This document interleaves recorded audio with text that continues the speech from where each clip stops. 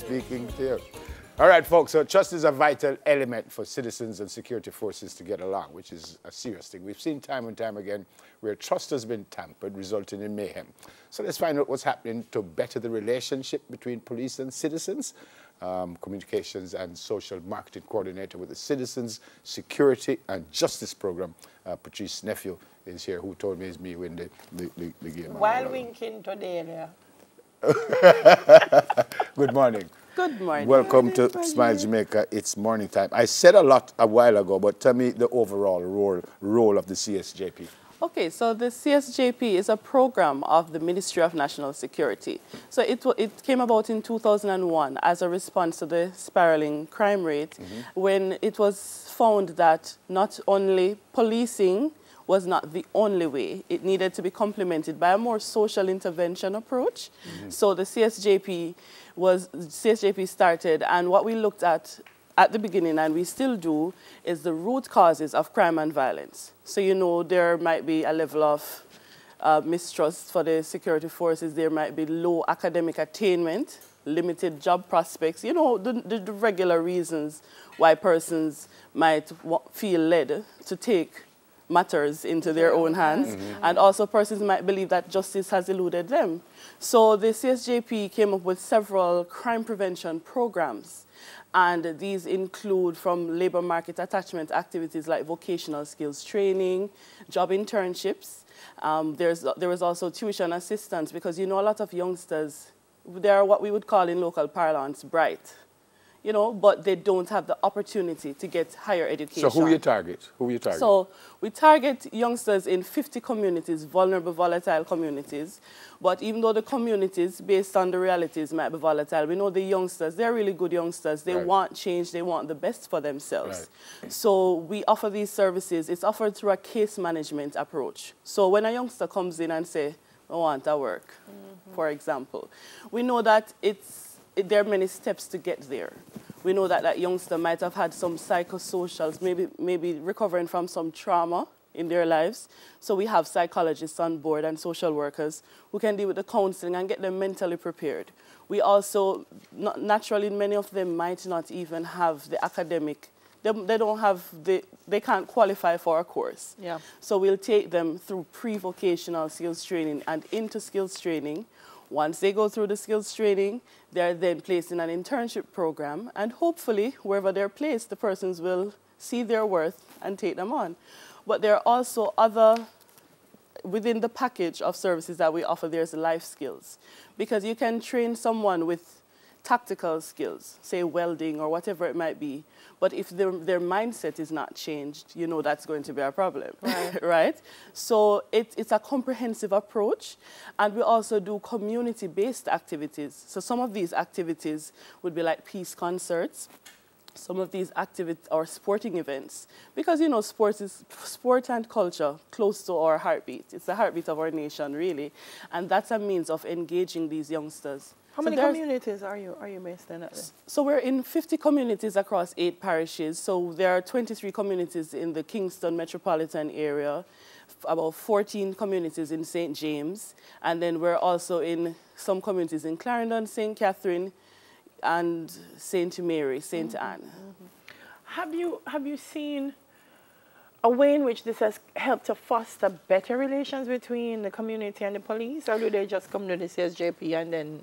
I believe that it has fostered better appreciation for law and order. Because when youngsters are now in a structured program, when they know that they have to reach somewhere on time, they have to wear a uniform, or they have to dress a certain way, when they also understand that there are certain community engagements, for example, the peace concerts, and there's a safe school program that the CSSB, which is the community safety arm of the JCF, we do those activities jointly.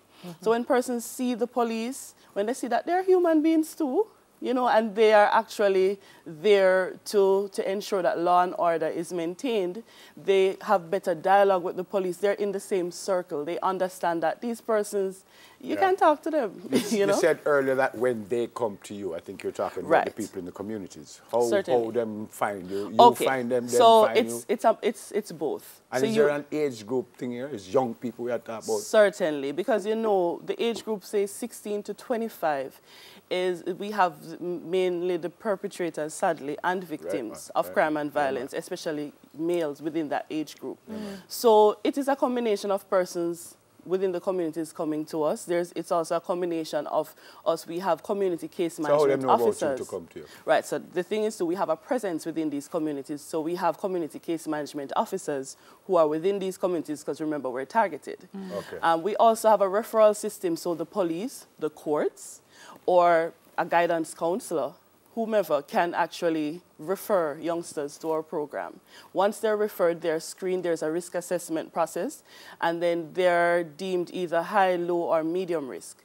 The higher the risk is, the more urgent the intervention that's needed for them, because that means that they are steps closer to offending, pretty much. You said you have, like, peace concerts. What else you do to get these people Okay, so there are sporting events at the community level. We have a Goals for Peace or a Goals for Life principle, which in the Western Jamaica, it's now called Goals for Peace, where youngsters are the most at-risk youth. So when we find that they are, a bit more vulnerable, they are part of a football program, but they're also taught life skills. So you're taught to score goals on and off the field. And this is a positive engagement for these. More specific. So, all right, so I'm a footballer. What? I'm a youngster, as we would say, on the corner, right? You meet up with a SEASJP officer, representative, or someone from the Ministry of National Security. We know about you. We know about this group of youngsters. They're then put into a football program because, everybody loves football. But there's a value-added factor to this football program where once they not only play the games, but they sit in sessions, and we take them through a whole thing of self-discovery. Who am I? What can I add to society? Why am I here? Where do I want to be? So that encapsulates the life skills component of the Goals for Life. All right. What are the other, I know when you just started out, you must have had markers and goals and objectives. Achieved most of them? Yes, certainly. So we've been around for 18 years. This is the third and ultimate phase of the program. Actually, we're in transition mode now, so there's a lot of dialogue now with the Ministry of National Security to see how we can streamline some of what we do. But back to the achievements, we have, in the first phase, we surpassed the indicators. So there was a marked reduction in crime and violence within our targeted communities. People reported that they felt safer to be in these communities. Actually, the police-citizen interactions improved. The police themselves can attest to that, right? We also have over 30,000 youngsters throughout the years who have either gotten tertiary assistance, scholarships, job placement, vocational skills training. Who have gained permanent employment, over 1,000, almost 2,000 youngsters. And we know job placement is a very difficult Does that mean that objective. you hook up with companies also? Yes, so we partner with companies. So once they're trained, we engage companies under the employment internship program, and we say, here are some youngsters. We've taken them through a series of training sessions. They're ready or almost ready. Companies we're talking about, government? Both private and public sector. We do have a lot of the ministries do take on our interns within even the different departments. In the Ministry of National Security have actually taken on our interns. We've had private companies. We've had the Marriott, JPS. We have Progressive Grocers. There's so many who have taken our interns. The other day, Progressive Grocers took 80 of our youngsters. Yes, at a job fair. So we are really warmed by the results. We also have a parenting initiative because, it's the whole family approach that we're looking at.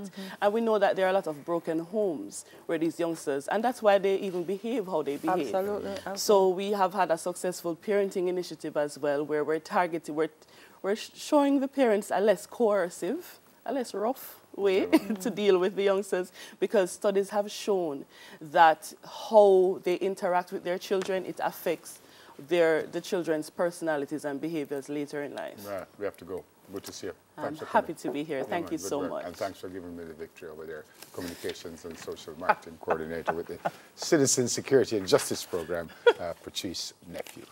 On the need for give a counselor. All right, our next guest has an inspiring story, and I know you're going to want to stick around, so you'll meet him after the break. Stay with us, please.